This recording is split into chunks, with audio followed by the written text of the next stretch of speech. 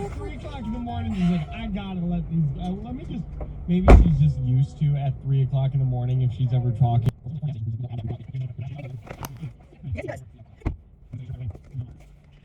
Hi guys, I'm back. I just dropped off my little man at daycare and I wanted to continue this conversation.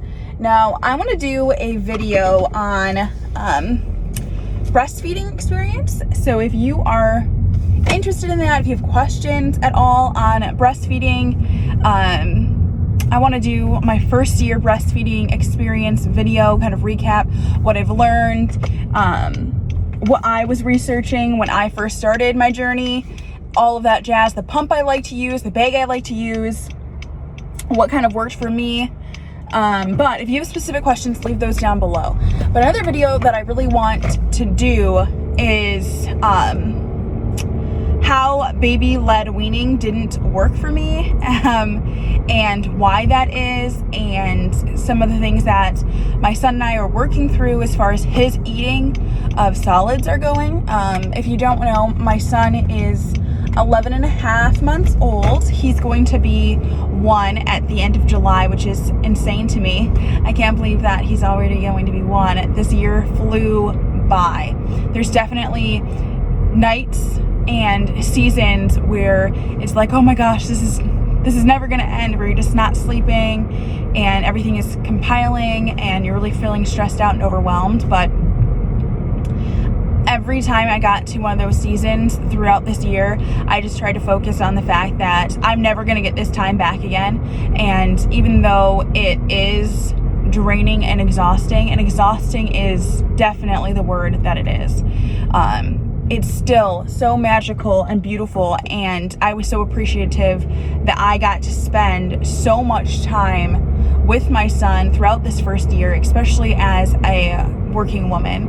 A little bit kind of on that topic, I had my son, I went back to work, so I had my son in July, obviously, and I was off for 6 weeks, and then I went back to work, and I kept my son completely for the first 6 months of his life. There were a couple of days where I had audits or customer visits where I wasn't able to have him, and his grandparents would come and watch him for a few hours for a work day. But I was his primary caregiver for the first 6 months of his life. And then when we hit,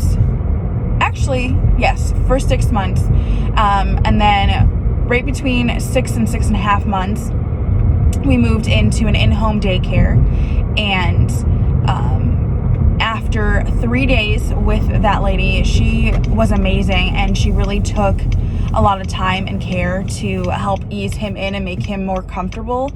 She actually ended up getting into an accident herself and wasn't able to care for any children anymore, and I really feel for her and her family.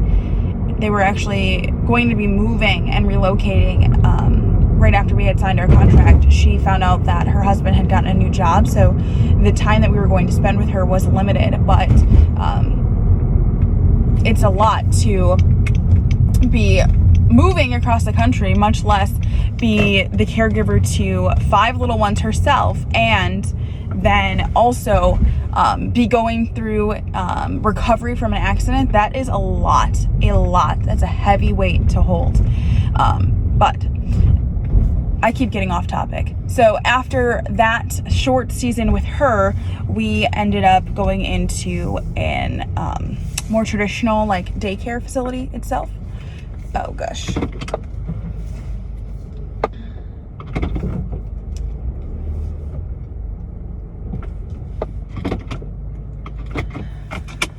So then after that season with her, we ended up going into a traditional daycare facility, and at that point, he had a really hard time, and it was his first time, like, being away full days. So I'd go and feed him on my lunch breaks and try to ease him into it, because he wouldn't eat and he wouldn't sleep, and it was trying. But they have been amazing, absolutely amazing. he loves his teachers. He has so many little friends there. And I knew that even though it was hard, I needed to continue going through that process with him because it was a keystone in his own development and his social personality and social skills and his personality and everything. So I'm really happy that we stuck through it and that he pushed himself through it. Sorry, I'm just looking for my security badge. I have to go into work. But he has had some amazing people guiding him through that transition, and I couldn't be more thankful to those women because they are amazing. And not just his transition, they felt like they really held my hand through the entire process as well, just because, again, leaving your child, much less your first child, not knowing what to expect with people, I mean, you don't know. Like, you tour these facilities, and I ended up calling almost 240 different places trying to get my son into somewhere because of how abruptly we lost our coverage. And out of nearly, I think it was 238 places I called, I had 3 tours. 3. And I didn't want to settle and put my kid into a place that I didn't feel comfortable. And I can't believe that I didn't have to compromise anything. Like, I have the most ideal location. My son is 3 to 4 minutes away from me. When I'm at work, if he needs me, I'm able to go there. Like I said, during my lunch breaks, I would go there every day and feed my son while he was transitioning in. And then, like, they really held his hand, held my hand to make sure that we were both comfortable, and worked with him to make sure he was sleeping, make sure he was eating, all of these things. And then we were about a month and a half, maybe 2 months into him being in this facility. And then the pandemic hit and the location shut down.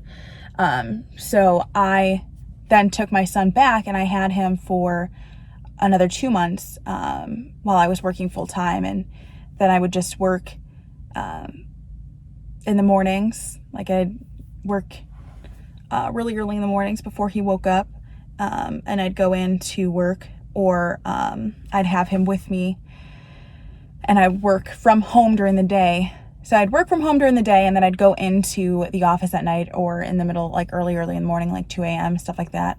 And then I'd work on the weekends, going into the office and working remotely. And so I was working 7 days a week, almost 24/7, just because the work I was doing during the day, having him, would delay things or like stretch him out. So something that might take you an hour is taking you 3 hours, and it just takes you longer to put in that time. And then taking care of him, as you can imagine, I wasn't really sleeping very much. And but I was so thankful for that season. And I think I said this before, but the pandemic really allowed us to, I don't know, just experience more of his childhood. So 2 days a week, my boyfriend and I worked together. He would go in the afternoons, so I could go in during office hours in the mornings on 2 days a week. So I would work basically half days and then come and switch with him, and he'd work. Then he'd start his day and then work late those days. So he got to have a lot more time with our son as well, and I know that was really good for him, for both of them, to be able to have that one-on-one without me there hovering, being a overprotective mama. Okay, guys, I can't find my work badge. I need to look for this. I need to get inside. Thank you so much for this chit chat. This has been very therapeutic for me, as you can tell probably, but I know I'm all over the place. But if you have any video suggestions, leave them down below. Don't forget to leave your questions down below as far as breastfeeding, or even like baby-led weaning, stuff like that. Leave them down below. I want to incorporate those in a future video, but I'm going to be talking to you guys soon. I love you so much. Thank you so much for clicking on this video. If you enjoyed this chit chat, or if you want to see more of me, definitely check out my channel, subscribe for some more, and I will be seeing you soon. Bye bye.